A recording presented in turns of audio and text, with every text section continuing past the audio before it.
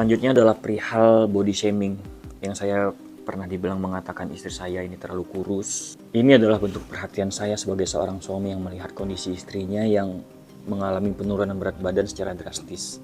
Dalam keadaan bercanda, saya sempat menyampaikan agar lebih berisi untuk saya lebih enak peluk, yaitu sekedar bercandaan suami istri. Dan itu sebenarnya nggak bermaksud. Ini adalah karena perihal saya itu terhadap istri saya peduli terhadap istri saya. Memang saya melihat kondisi istri saya yang dia bekerja, dia sibuk ngurus ini ngurus itu. Ibunya Mona juga pernah mengomentari saya gitu, kayak maunya rambut saya tuh gaya seperti ini, saya nggak boleh brewok karena dia tidak suka. Nah, saya wajar dong kalau istri saya suka itu, ayo dong berisi dikit, jangan terlalu kurus, kayak nggak bahagia gitu. Wajar dong kalau saya juga mengomentari, dan ini bukan sebuah ejekan atau body shaming gitu, itu nggak baik sama sekali.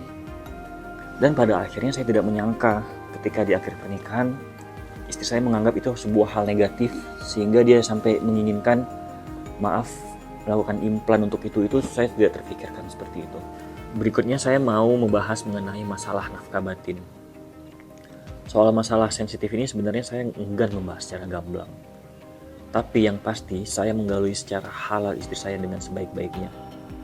Walaupun dinilai banyak kurangnya, perlu diketahui dalam melakukan proses ini tentu harus dengan bahagia dan hati yang tenang.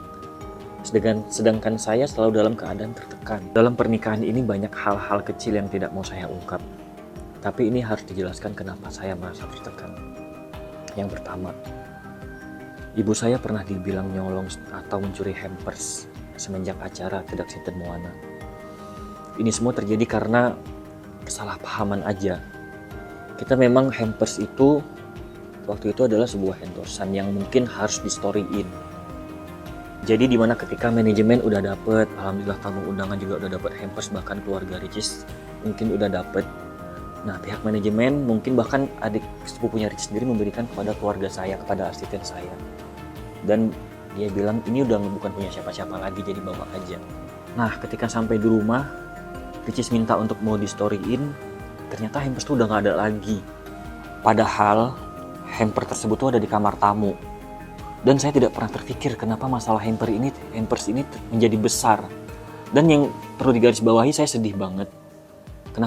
Kenapa ibu saya bisa dibilang nyolong?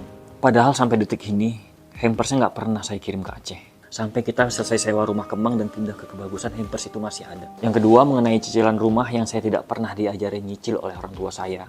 Saya diajarin menabung ya ketika ada uangnya beli. Saya stres menghadapi dua cicilan, yang satu rumah Gria Harmoni ini yang kita beli bersama, dan yang satu lagi saat ini rumah yang lagi direnovasi oleh ibunya Moana.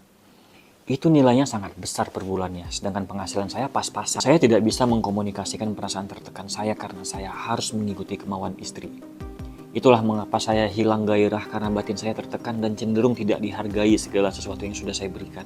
Berikutnya adalah pernyataan mengenai saya dikatakan meninggalkan rumah itu tidaklah benar. Saya tidak pernah meninggalkan rumah, tapi saya tidak diterima atau diusir ketika pindah dari rumah Kemang ke Kebagusan bulan Desember. Itu hanya miskomunikasi karena kita sudah pernah membicarakan pada saat masa sewa rumah Kemang habis. Kita membicarakan bahwa sebagian barang diletakkan di rumah Gria karena banyak banget barang-barang besar dan kecil yang nggak muat di rumah Kebagusan untuk rumah sementara sebelum rumah yang direnovasi sekarang selesai. Jadi setelah beberapa hari sampai minggu saya tinggal di Kebagusan setelah rumah sewa Kemang habis, saya dapat info dari asisten saya bahwa Mbak bilang barangnya Bapak disuruh angkat semua ke rumah Gria. Nah, di situ saya karena melalui orang lain yang menyampaikan, saya jadi malu banget. Jadi saya langsung aja pindah.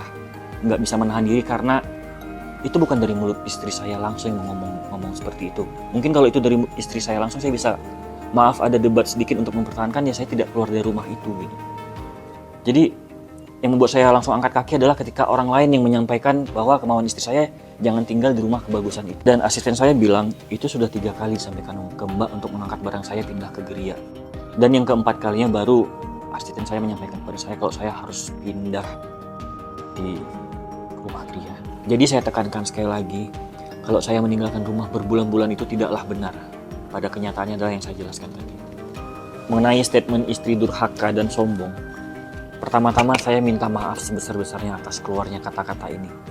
Perlu diketahui ini hanya sekalinya saat pisah rumah dan kondisi saya sangat tidak stabil atau emosi karena segala akses untuk berkomunikasi ditutup. Padahal saya masih sebagai suami sahnya. Bagaimana saya bisa berkomunikasi kalau WA saya diblok, DM kadang tidak dibalas, tapi ketika istri saya DM saya langsung respon cepat. Terus kalau saya mau komunikasi sama istri harus melalui asisten, suster, bahkan harus ke manajernya dulu, nggak boleh langsung. Bahkan kalau pergi keluar kota dan keluar negeri, tidak izin langsung kepada suami.